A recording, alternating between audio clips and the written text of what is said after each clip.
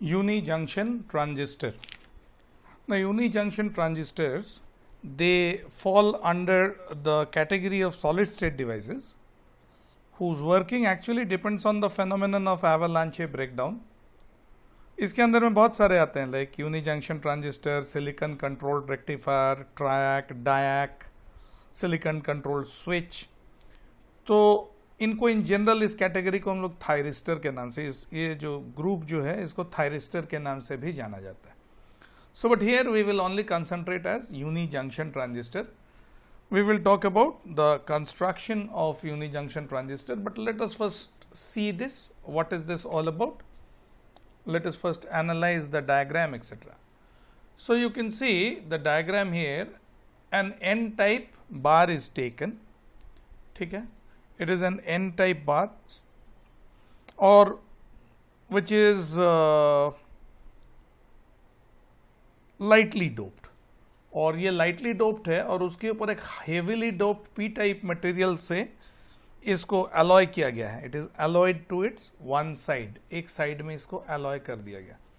So then what it has is, it has only one PN junction. ये एक P है और इधर पूरा एन है, तो it has one PN junction. लेकिन इसमें 3 लीड निकाल दिया गया, एक B2, एक B1 और इसको बोलते हैं एमिटर. सो इसका कंस्ट्रक्शन कुछ ऐसे ही बना. एक lightly doped N type material में एक heavily doped P type material को अलॉय कर दिया गया. इन टर्मिनल का नाम दिया गया B1, B2 and this are also called base terminals. ठीक है, ये बेस B2 का काम सिर्फ इतना है कि इसको बैटरी से कनेक्ट करने के, जब हम बैटरी से कनेक्ट करते हैं तो B2 और B1 के थ्रू बैटरी से कनेक्ट करते हैं. सो B1 is also a base terminal. This is called the emitter terminal. So this is the construction.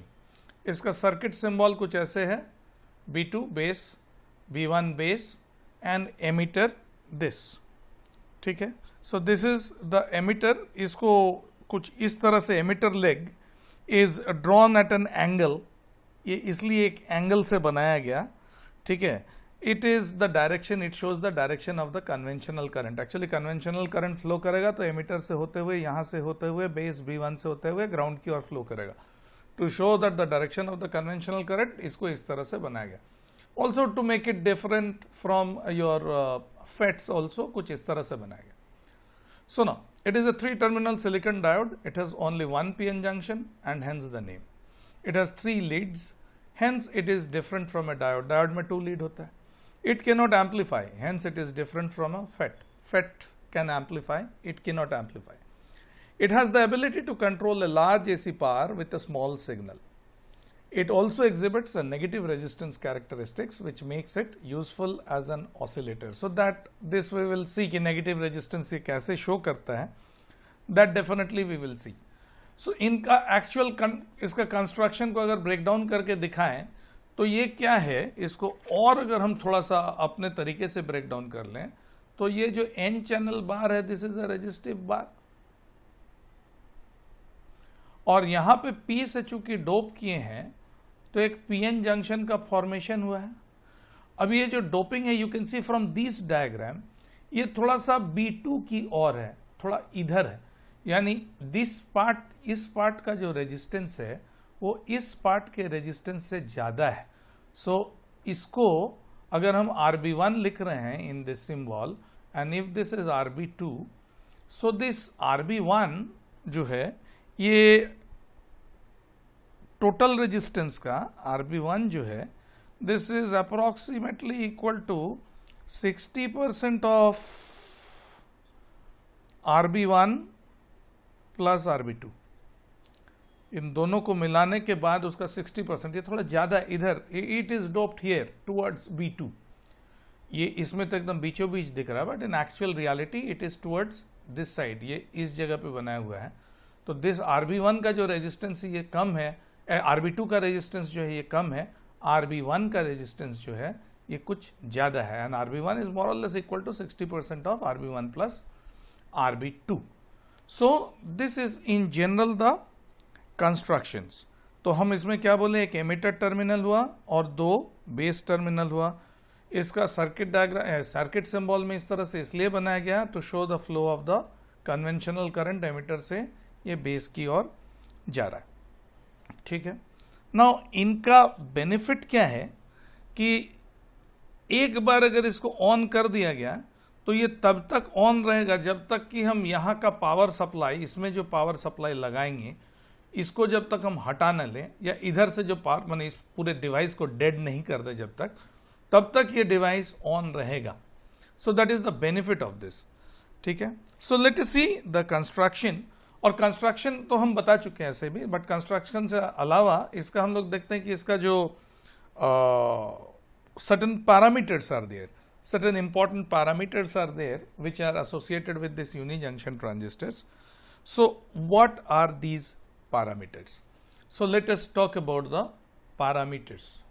Okay, इस डायग्राम में भी हम वही चीज देख पा रहे हैं, इसको थोड़ा डिटेल बनाया हुआ है, लेकिन यहाँ B2 और B1 के बीच में हम एक सप्लाई ऐड किए हैं VBB, यानी VBB लिखा हुआ है, you can replace it with a battery this way also, that is the same thing, ये बनाया हुआ है। तो B1 और B2 के बीच एक बैटरी लगा हुआ है, यहाँ पे एक VE सप्लाई दिया हुआ है। ये डायोड के अक्रॉस जो वोल्टेज ड्रॉप हो रहा है दैट इज VB, और इस जगह पे जो वोल्टेज ड्रॉप हो रहा है that is nothing but VA, ठीक है। Now what is this?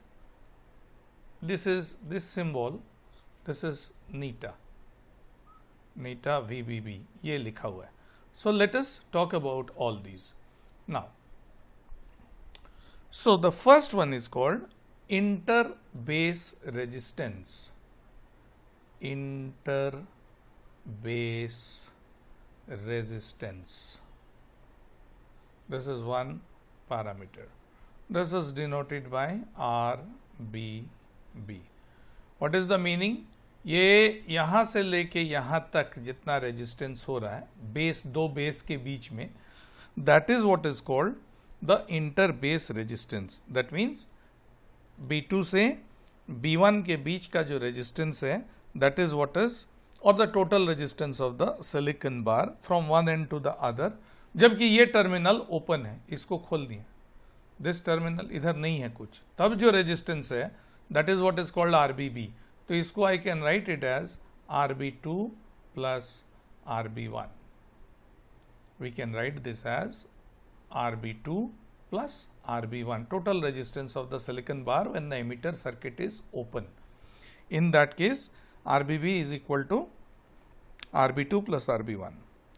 अब हम क्या बताए थे? पॉइंट A, ये जो पॉइंट A है ये कुछ इस जगह पे है, ये अगर टोटल रेजिस्टेंस है तो पॉइंट A कुछ यहाँ पे है, ठीक है। So what we can say is that RB1 is greater than RB2, or we can say RB1 is 60% of क्या RB1 plus RB2 हम लिखे थे in my last one, तो उसके जगह पे I can simply write it as 60% of RBB, because RBB is nothing but RB2 plus RB1. Okay, so this is the first one, kind of first parameter, that is called inter-base resistance. Then comes the second parameter. Second parameter is called intrinsic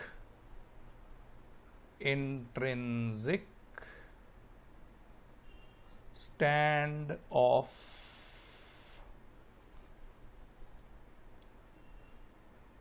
ratio.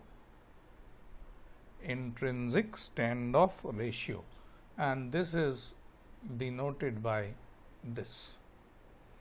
Okay, now how do we define this intrinsic standoff ratio को हम अब कैसे इसको define करें? Now मान लेते हैं कि यहाँ से current I2 is flowing, यहाँ से current I1 is flowing. This circuit is not there, it is open, इधर खुला हुआ है, this circuit, this part of the circuit is not there, इधर नहीं है, this is not there. So then what I can say is I1 is equal, sorry, not equal to, so what I can say is I1 is equal to I2, ये यही चीज अंदर जा रहा है और ग्राउंड तक आ रहा है, तो I2 is equal to I1, ठीक है, that is nothing but equal to VBB जो कि यहां अप्लाई किए हैं डिवाइडेड बाय RBB, और this can be written as equal to I1 equal to I2 is equal to VBB divided by RB1 plus RB2, ये भी हम लिख सकते हैं. Is it okay? So then now voltage drop across RB1, इसको अगर हम VA मान लें, let VA be voltage drop across RB1, then we can say that this VA is equal to क्या हो जाएगा, RB1 divided by RB1 plus RB2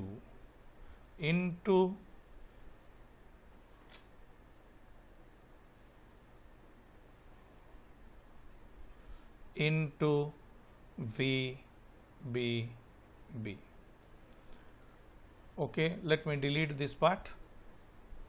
So then when I say VA by VBB, this will be equal to RB1 divided by RB1 plus RB2, and this is what is called neta, and that is what is called intrinsic standoff ratio. So in other words, I can say that this VA is nothing but equal to neta into VBB, where this intrinsic standoff ratio is the property of the UJT and it is less than unity. Intrinsic standoff ratio definitely is a property of UJT. UJT अगर हम लेते हैं तो इसके साथ अगर data card आता है तो उसमें इसका वैल्यू दिया हुआ रहता है, and it is less than unity because RB1 divided by RB1 plus RB2, so it is less than unity. So these are the two important parameters of my UJT. So if I have to revise again, so I can say कि हमने यहाँ पे इसका construction तो हमने देख ही लिया था, हमने बताया टोटल जो रेजिस्टेंस है, that resistance is called RBB, that is nothing but equal to RB1 plus RB2, और VA का वैल्यू अगर हम निकालना चाहें, that is RB1 divided by RB1 plus RB2 multiplied by VBB. तो VA by VBB अगर हम निकालें तो this is the ratio that we get, and this ratio is what is called intrinsic standoff ratio. Now let us come to the operation of this UJT. Let us talk about the operation of UJT.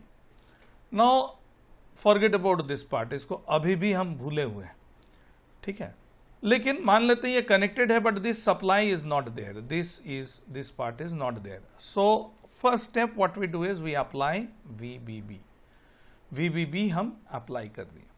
तो जहां हम VBB apply किए, a potential VA will be developed. A potential VA will be developed, and this part is positive. This part is positive. This is connected to the N terminal of the diode. So it will reverse bias this diode. So as soon as we switch on the potential source VBB, VA develops, and then it reverse biases the junction, the PN junction. And actually in reality it is not like this. ये अलग से diode तो नहीं बना हुआ है. You can see here, you can just check. See, let me come back to it.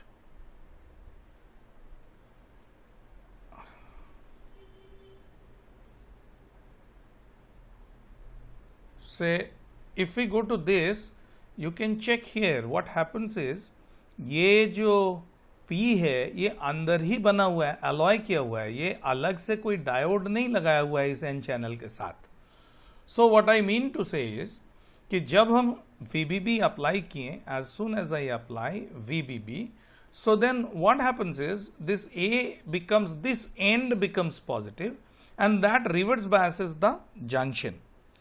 और अगर VB अगर हम मान लिए कि VB is the barrier voltage of the PN junction, so then the total reverse bias voltage जो काम कर रहा है, the total reverse bias voltage will be equal to VA plus VB. जो जंक्शन को रिवर्स बायस किए हुए, एक तो ये है, this is your barrier voltage, and VA is what? That is the voltage developed across this RB1 VA. So that is nothing but equal to neta VBB plus VB. I can comfortably write this.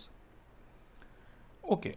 Now ये junction forward bias तब तक नहीं होगा जब तक हम point E पे कोई इतना बड़ा वोल्टेज अप्लाई कर दें जो कि इस वोल्टेज से ज्यादा होगा। हमको इतना बड़ा वोल्टेज एक अप्लाई करना होगा एट दैट पॉइंट E और towards the emitter which can overcome this total reverse bias voltage which is equal to नीटा VBB प्लस VB। ये हमको करना होगा। So let me erase this part here, इसको हम इरेज कर दे रहे हैं। So now what I have is we have this, that is the total reverse bias voltage, और हमको E में इतना ज्यादा वोल्टेज देना होगा so that it can overcome this overall reverse bias and make this junction forward bias. So that value of VE, when it becomes equal to that eta VBB plus VP plus VB, this is called the peak point voltage VP. So this VP is nothing but equal to peak point voltage. Okay, तो ये now, so what I am doing is I have applied a gradually increasing voltage across the emitter terminal. Increase कर रहा है voltage slowly. तो जब तक ये increase कर रहा था, I can still see there is a current flowing. What is this current? This is nothing but the reverse bias leakage current which is flowing. ये जो रिवर्स बायस है इसके थ्रू से there will be a small amount of leakage current flowing. So this is nothing but that leakage current flowing. अब एक समय ऐसा आ गया कि this V becomes equal to VP, that is the peak point voltage. So हम यहां पे पहुंच गए, इस पॉइंट पे पहुंच गए। This is what is called the peak point voltage VP। अब क्या होगा, ये VE जो है this will become slowly greater than this VBB plus VB, इससे थोड़ा बढ़ जाएगा। जहां ये बढ़ा, so what will happen is there will be a current starting to flow. That current IE will start to flow through this diode towards through RB1 to ground. इस तरह से फ्लो करना शुरू हो जाएगा, ग्राउंड की ओर फ्लो करना शुरू कर देगा। Okay, so the UJT is said to be turned on or fired. तो fired या turned on UJT कब बोलेंगे? हमें ग्रेजुअली इंक्रीजिंग वोल्टेज लगा दिया अक्रॉस एमीटर, ये धीरे धीरे बढ़ रहा है। जब तक ये VP तक नहीं पहुंच रहा है तब तक there is a leakage current flowing in this circuit. यहां से ग्राउंड तक में लीकेज करंट फ्लो कर रहा है।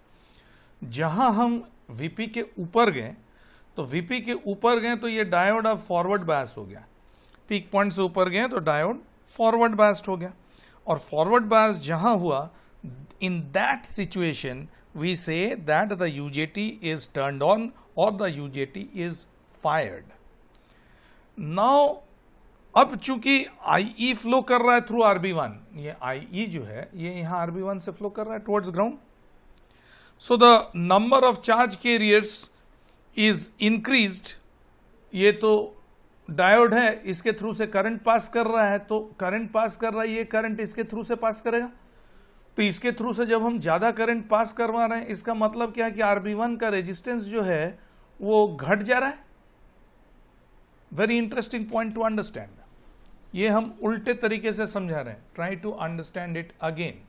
Late me tell you again. हम क्या किए हैं, यहां वोल्टेज इंक्रीज किए हैं। Let us come to the point VP।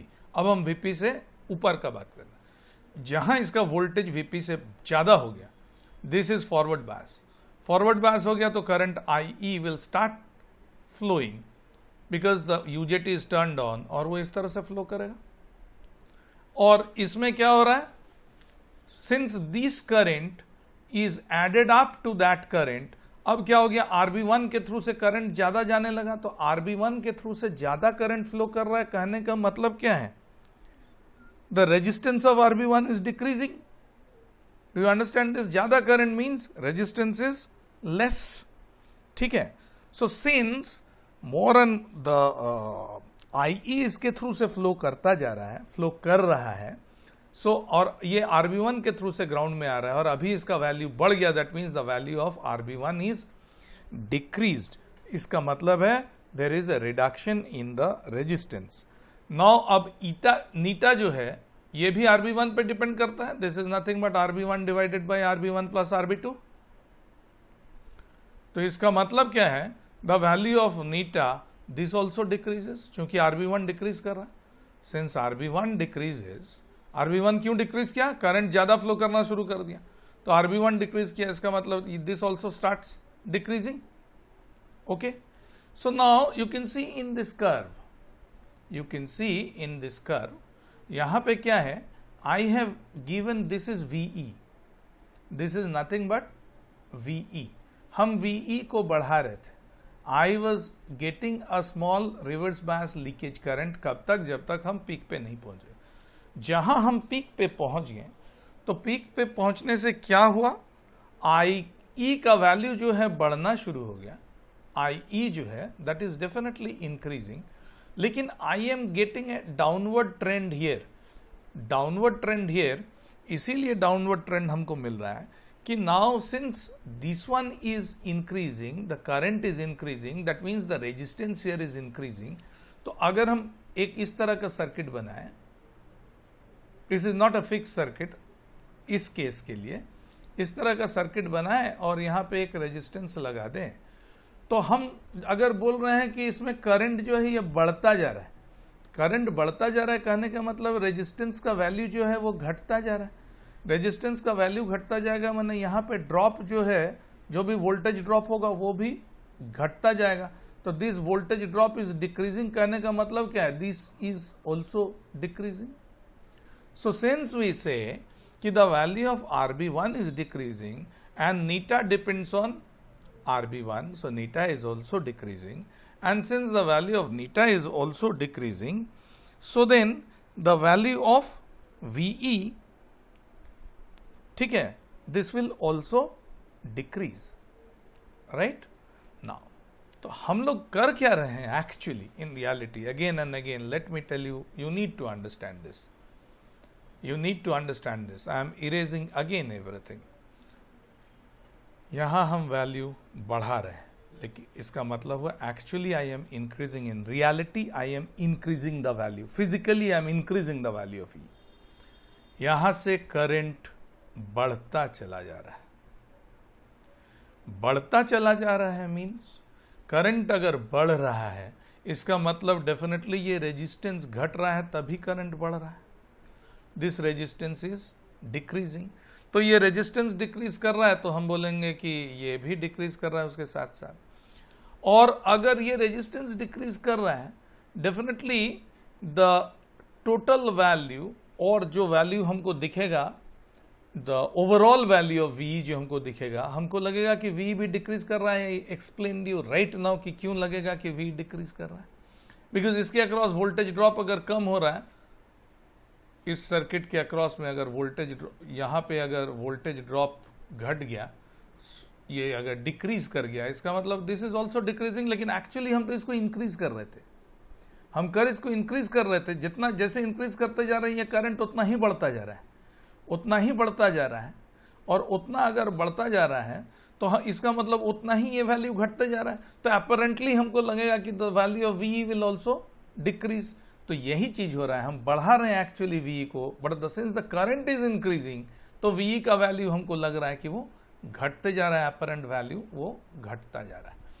तो ये घटते हुए ये जो जगह पे पहुंचा, you can see the value of I is increasing, I तो इधर है, ये बढ़ता जा रहा है, लेकिन हमको लग रहा था apparent value of V is actually decreasing, लेकिन हम ओरिजिनली वी का वैल्यू हम बढ़ा रहे हैं।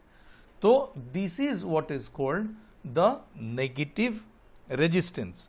यानी कहने का मतलब है, अगर हम देख रहे हैं कि वी को बढ़ा रहे हैं और आई भी बढ़ रहा है, तो RB1 जो है वो डिक्रीज कर रहा है, नीटा डिक्रीज कर रहा है, और जिसके कारण VA भी डिक्रीज कर रहा है, जो हम बता रहे थे यहाँ पे, जिसके कारण VA भी डिक्रीज कर रहा है। ठीक है, this decrease in VA causes more emitter current to flow. जहां ये VA डिक्रीज कर रहा है तो और ज्यादा करंट फ्लो करेगा यहां से, which causes a further reduction in RB1, eta and VA। अभी बता चुके। Obviously, the process is regenerative. That means VA as well as VE quickly drop as IE increases. ठीक है, हमको apparently ये लग रहा है कि VE is dropping. Since VE decreases when IE increases, VE decrease कर रहा है लेकिन IE बढ़ रहा है. You can see voltage घट रहा है और current बढ़ रहा है. So this process is called a negative resistance process. So इसीलिए हम बोलते हैं कि the UJT possesses negative resistance. क्यों? क्योंकि VE घट रहा है और करंट बढ़ रहा है, जस्ट उल्टा. That means this UJT shows that it has negative resistance. ठीक है. Now अब क्या है कि इसके बाद जब ये वैली पॉइंट पहुंच गया, so then no more conduction is possible. All these holes जितना कि यहां पुश करना था, जिसके कारण करंट बढ़ाना था, वो सब एक सैचुरेशन वैल्यू पे पहुंच गया. उसके बाद और कुछ नहीं होने वाला. अगर उसके बाद कुछ नहीं होने वाला, then this diode will start working as a normal PN junction diode. Then what we will start getting is this curve. Eventually हमको ये वाला जो कर्व है वो मिलना शुरू होगा, और that will start working, show the working as if it is behaving as if a normal diode. So जहां से फिर ये नॉर्मल डायोड जैसा बिहेव करना शुरू कर दिया, that is what is called the valley point. तो हम लोग वैली पॉइंट उस चीज को बोले. इन अदर वर्ड्स अगर हम एक बार फिर से इसको रिपीट कर देना चाहें तो हो क्या रहा है, जहां ये फॉरवर्ड बायस होना शुरू किया, होल्स आर इंड्यूस्ड. यहां पे होल्स जो है ये पुश कर रहा है. ठीक है, होल्स को, there are holes injected into the N region. Holes आ रहा है एन रीजन में. अब होल्स यहां तक पहुंच गया. होल्स को ये वाला जो है, this is a positive region, ये इसको ढकेल के और इधर ही ढकेल देगा. So the holes are moving through this towards ground. लेकिन ये होल प्रोड्यूस करने का पीएन जंक्शन का एक कैपेसिटी है, तो ये नेगेटिव रेजिस्टेंस रीजन तब तक चलता रहा जब तक मोर and more holes were injected. एक समय आएगा कि भाई उसका अपना सैचुरेशन लेवल पहुंच जाएगा, कि एक जगह ऐसा हो जाएगा कि भाई अब there can not be any more forward bias possible, no more increase in the conductivity can take place. ठीक है, ऐसा एक जगह पे करंट पहुंच गया कि इसके बाद और कंडक्टिविटी इंक्रीज करना पॉसिबल नहीं है. Then onwards the UJT will start working as a normal PN junction diode. So, but the important aspect what we wanted to show was that UJT possesses a negative resistance. कैसे हुआ? Because of this becomes forward bias, और ये यहां से current flow करना शुरू किया. ये इधर तो जाएगा नहीं, इसके थ्रू फ्लो करेगा. इसको हम बढ़ाते जा रहे हैं, तो बढ़ाते जा रहे हैं तो करंट भी बढ़ता जा रहा है. इस जगह पे करंट बढ़ते जाने का अलग मीनिंग यही कि इसका रेजिस्टेंस घट रहा है, तभी जाके करंट बढ़ पा रहा है. तो इसका अगर अपरेंट रेजिस्टेंस इसका घट जा रहा है, ईटा घट जा रहा है, डायरेक्टली से कोई मतलब नहीं है. ये घट जा रहा है, इसका मतलब हम बोल रहे हैं कि वी भी घट जा रहा है. तो उसको अगर हम ग्राफ में शो करवाएं तो it is seen like this. और एक समय this is increasing because more and more holes were injected into the N region, they are repelled by this, they are attracted by this, इधर चला आ रहा है, that is why the current flows in this direction. एक समय के बाद ये और ज्यादा कंडक्टिविटी पॉसिबल नहीं होगा, no more holes are left, saturation पे पहुंच जाएगा, so then it will start working as a normal PN junction diode because it is saturated now. So this is what is the working logic of a uni junction transistor. तो हम लोग इसमें तीन चीज पढ़े, that means the first parameter we did was interbase resistance, then we said intrinsic standoff ratio, then we found out a point that is nothing but the cutoff point और the peak point. हम लोग इस जगह पे पहुंचे जिसको हम लोग बोले कि no this is what is the peak point voltage VP, इसको हम बोले इस जगह को। Then we came to the negative resistance part, the region which shows negative resistance characteristics. Then we come to this valley, from the valley and beyond what happens is it is saturated and it starts working as a normal PN junction diode. So this is all about your circuit, symbol and working of a uni junction transistor.